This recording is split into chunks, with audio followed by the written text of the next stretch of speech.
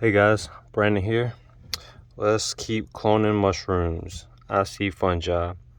So it's a bit crowded in here. This is the hard part about using a still air box.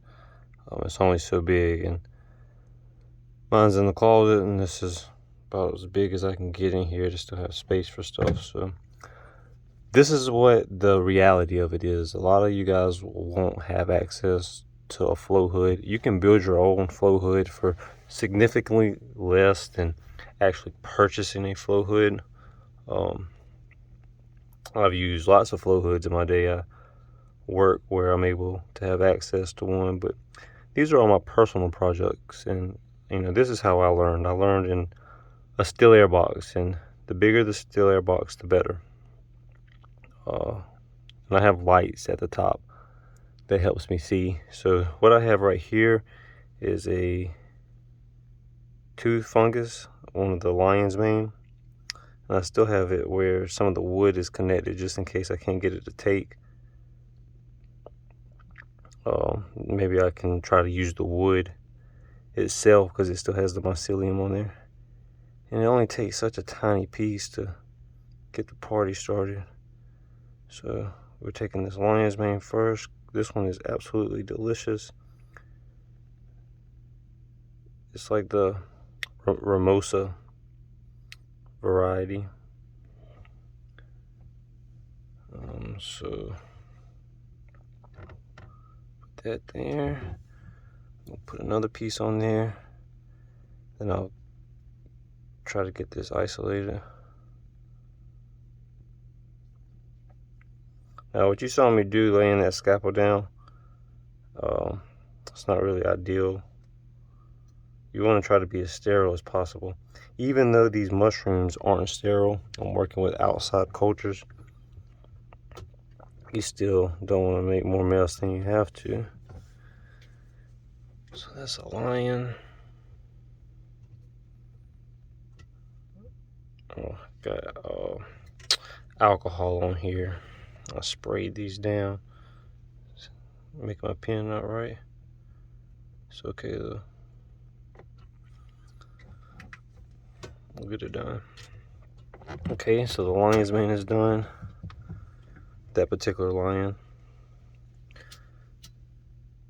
Really got to get some denatured alcohol. I've just been so busy collecting these mushrooms in the forest. I leave work, and on the weekends, I like being in the woods, the forest, and I come out with so much food. And I'm working on my plant identification. And once that happens, it's really going to be getting set off. Now, this is a different type of lion's mane. This is more like the pom-pom variety. That what you saw me use initially was a lot more toothy.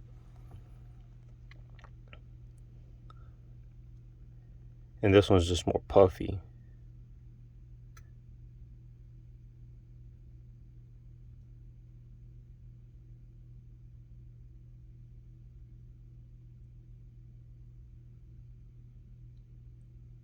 So I'm just trying to get that little tissue piece. Okay.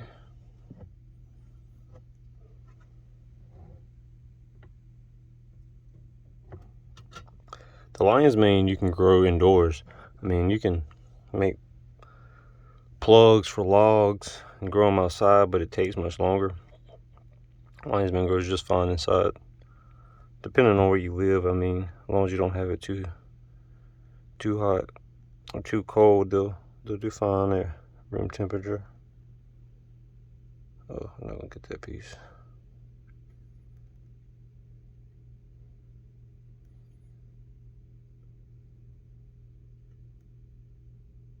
And the season just started for most of this stuff, so worst case, I just have to go get some more. You can buy this stuff online. You can buy all these cultures, but why would I do that when I can build my library myself from outside in the forest with wild cultures, clean them up, do the whole thing, If you live somewhere where it's hard to get these and they don't grow, by all means, find a vendor that have them. You can get like centrifuge tubes, or which would have like an agar wedge in them, or you can get the whole plate, or you can get like a liquid culture and do it that way as well.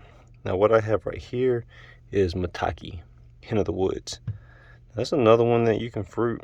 A lot of Asian companies have figured this one out, and you'll often see it in Whole Foods. They'll have maitake there a lot. And Paul Stamets' book, he was growing maitake. I forget what book it was. It was, I think, like growing medicinal and gourmet mushrooms, something like that.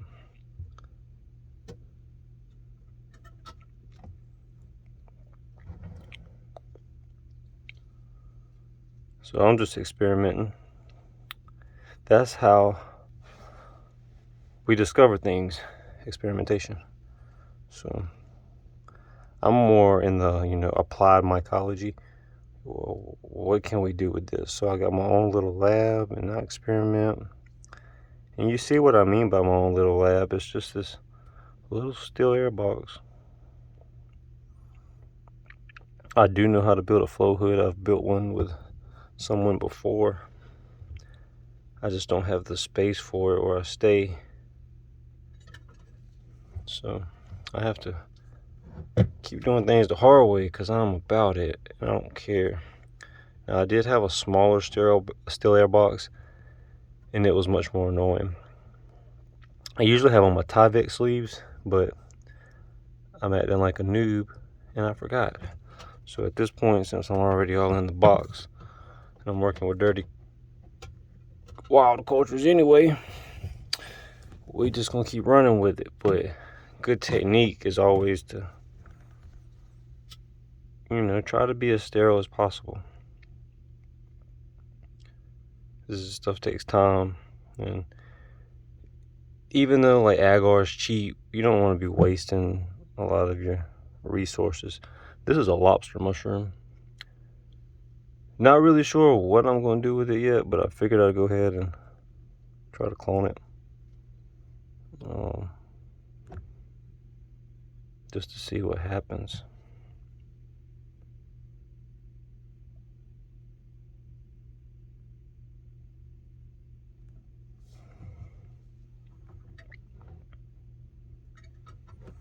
We'll come back and look. I'll show you guys how it looks. I'm sure some of these are going to have plenty of contamination, so it's just a part of it.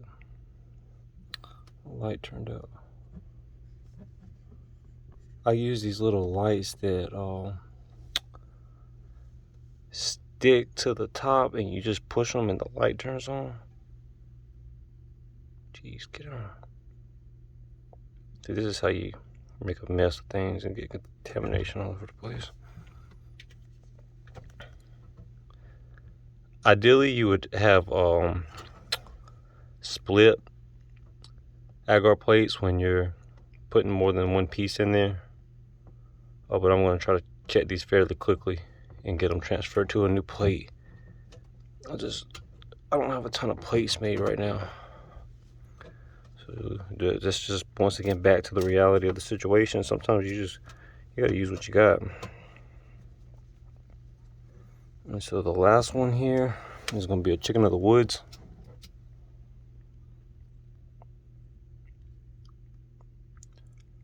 And I don't like using lighters. It creates all this smut on my tools and just makes a mess of things, really.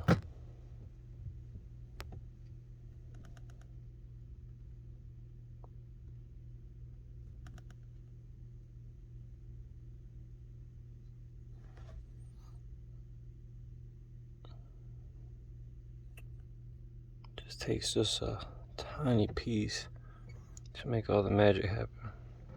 A chicken of the woods, you just would regrow this on a log outside. It takes some time time meaning like a year.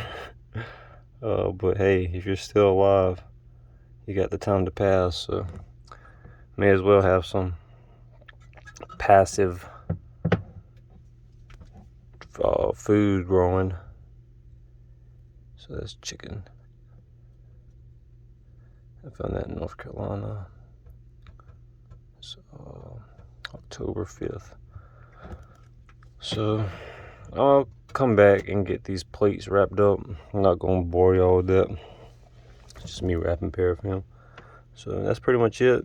Taking all my wild cultures, putting them on agar, get them to regrow out. Then we'll put them to grain, and then we'll either put them to wood in a bag, like a sawdust pond, or we will inoculate logs with like dowel pins. So there's a lot of different options. So get outside, get in nature. I see fungi. Do you?